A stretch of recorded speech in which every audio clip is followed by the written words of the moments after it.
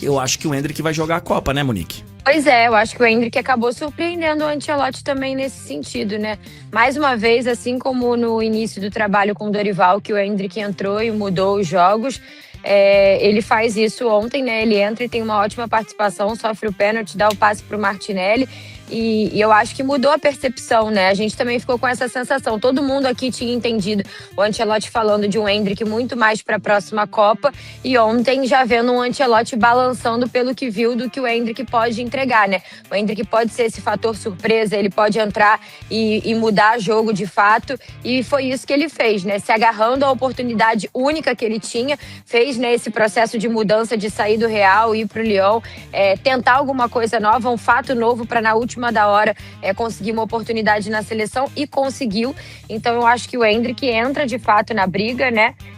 E aí por isso que fica muito difícil fazer esse cálculo do que será essa vaga ali entre meio e ataque, do que ele vai fazer, porque ele ganhou boas opções nessa data FIFA, com o Danilo, com o Endrick mostrando que pode entregar.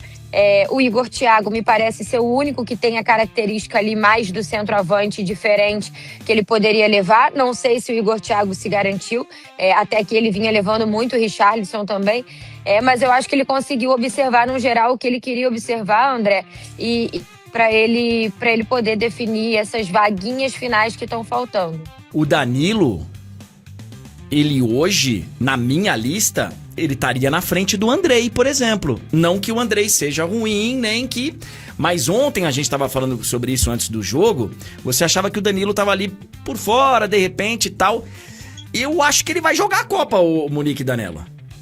E ontem, André, a gente ficou debatendo, né, esse mesmo exercício que você falou que vai fazer aqui na live sobre a lista, né? A gente ficou fazendo na zona mista lá ontem, enquanto esperava os jogadores. E a gente levantou o ponto, né, de que essa data FIFA, para além de ter trazido certezas para o Ancelotti, né, de jogadores que ele estava na dúvida, que ele estava buscando ainda, ela pode ter transformado jogadores que eram exclamação em interrogação.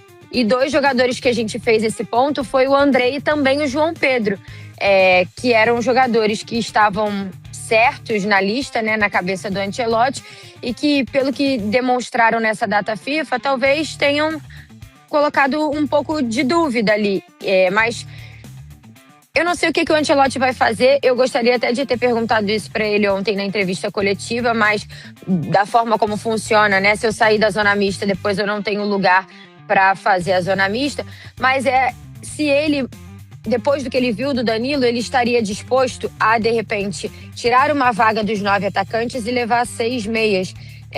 Porque é algo para a gente entender como ele vai manejar isso, né? Ele teria 5 vagas no meio-campo, 9 vagas no ataque. Tem um outro jogador que está de fora que ele gosta muito, que antes ele falava no sentido que nos dava a entender que esse jogador também estava no grupo ali que ele considerava como certo, que era o Paquetá. O Paquetá ficou fora dessa lista e aí a gente fica na dúvida do que ele vai fazer. Seria então o Paquetá ou o Danilo, esse quinto homem? Ou o Paquetá agora funcionaria mais como um reserva do Cunha, talvez, e poderia ir como um homem de frente? Quem vai ser o centroavante? O Igor Thiago? O Richarlison ainda tá na briga.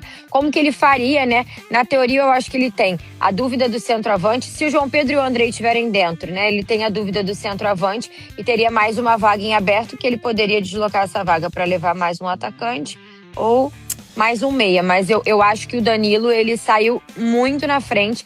Até numa escala, não acho que ele vai ser titular no lugar do Bruno Guimarães de largada, mas até numa escala ali de prioridades para entrar em campo, eu acho que o Danilo deu um grande passo na noite de ontem, André.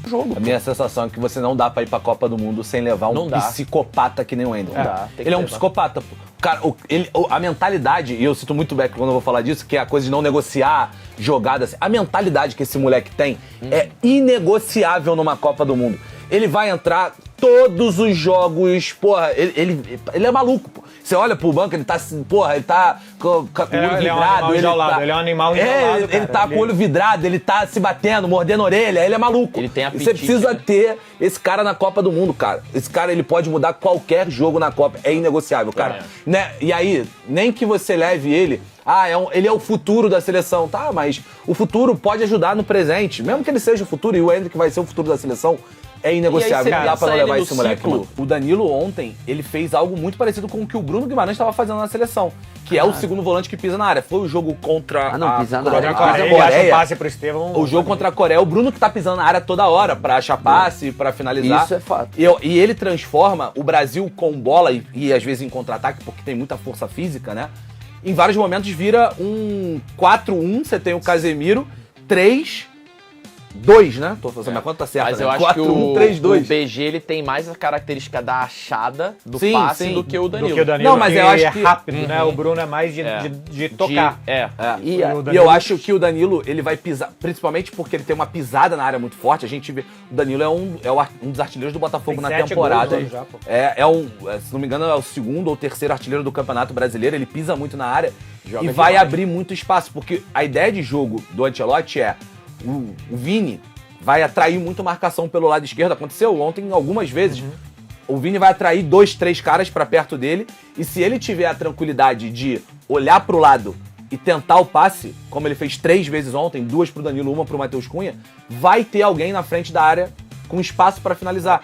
E aí, ontem, o Danilo foi muito efetivo nisso, porque ele pisa na área, ele lê muito bem essa entrada da área pra chegar pra finalizar, pra fazer alguma coisa. Eu acho que o mapa de Caluto com Beckler é muito importante quando a gente olha essa movimentação, mas tem umas coisas que não aparecem talvez nos números, que são intangíveis, que é o Danilo tá sempre perto da bola quando a posse é do Brasil, pra associar, pra finalizar, e também tá sempre perto da bola pra desarmar. Não tem aqui o número de desarmes, mas o Danilo foi um dos jogadores da seleção brasileira que mais desarmou. Ele, Fabinho e Casemiro. Se não me engano, foram 4 desarmes pra cada um, então isso ajuda muito a seleção. O Luiz Henrique, quando ele domina a bola, levanta a cabeça, tem 2, ele vai enfrentar os 2 e muitas vezes ele vai ganhar dos 2. E se a gente pegar o nível de enfrentamento que ele e o Vini encontraram, ele teve mais facilidade até do que o próprio Vini, que hoje é a nossa referência, que hoje é o nosso titular indiscutível. Ele ganha de 2. É muito recurso, força e velocidade, pô. Eu acho que os cambios han sido sobretudo para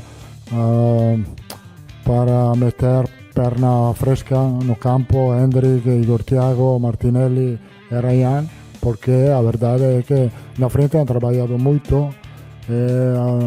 Na segunda parte do segundo tempo estaban un pouco cansados, então não hemos cambiado o sistema, pero obviamente cambia a característica e Hendrick aproveitou que estaba más dentro para buscar el penalti y la asistencia para Martinelli.